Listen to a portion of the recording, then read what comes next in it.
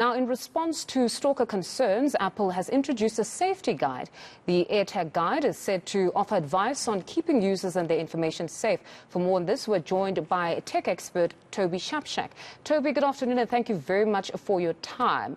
Now, before we get to the new safety guides, just for the benefit of those who may not have even been aware that AirTags launched last year in April, just talk to us about this innovation.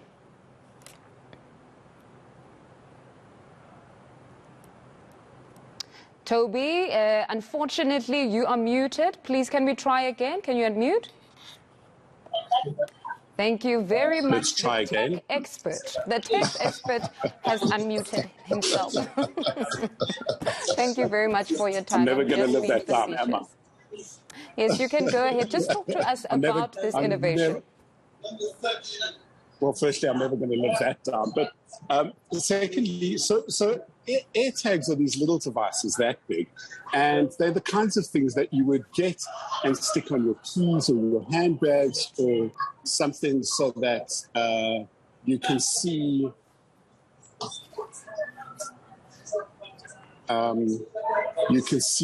where you've lost your keys or your handbag, for instance, depending on what you attach them to. It's a great idea, and there's a lot of similar technologies around. Another one's called Tile. It's also about that big. And the idea is that you clip them on your keyring, you lose your keyring, and you can find them.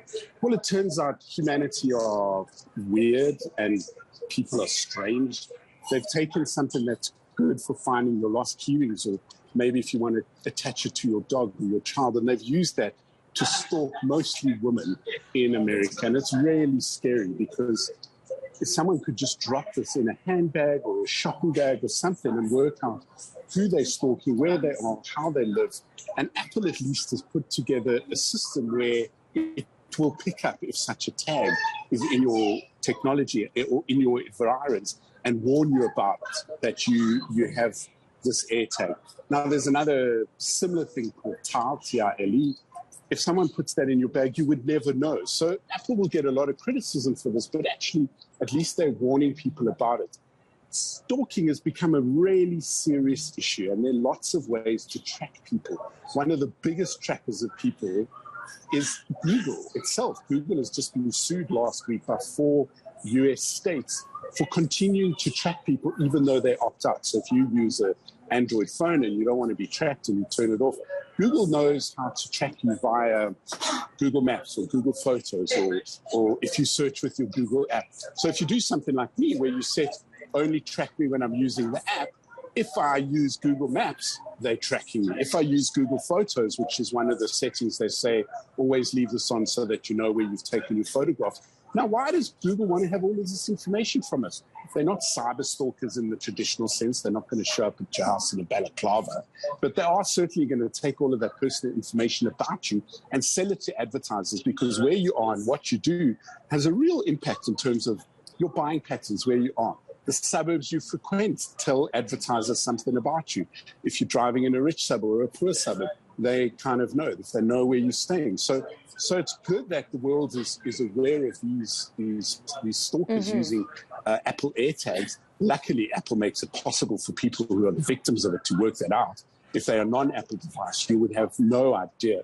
But also Google, the largest digital advertiser in the world, the biggest practitioner of surveillance capitalism, as it's called, between Google and Facebook, and Google knows where you are all the time. I'm really scared about that. It's honestly very disturbing, what happens Toby. if your But if we look at Apple and the criticism, wouldn't you say it was legitimate, though? Because many would say that they could have flagged this even before it launched, that, you know, with criminal minds, they're enterprising minds. They would have tried to say, you've got this innovation, how can we use it then to stalk men and women? And it clearly happened. So wouldn't you say the criticism was legitimate because it should have been flagged even before, and they had this safety measure just before it launched?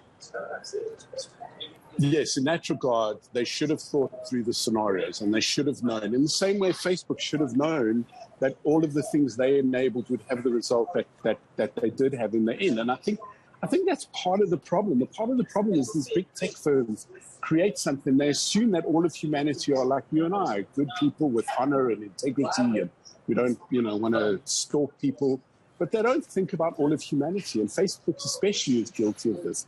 Facebook has turned hate speech and misogyny and anti-Semitism and homophobia and racism. It's turned it into a bullhorn that anybody in the world can shout out this kind of drivel.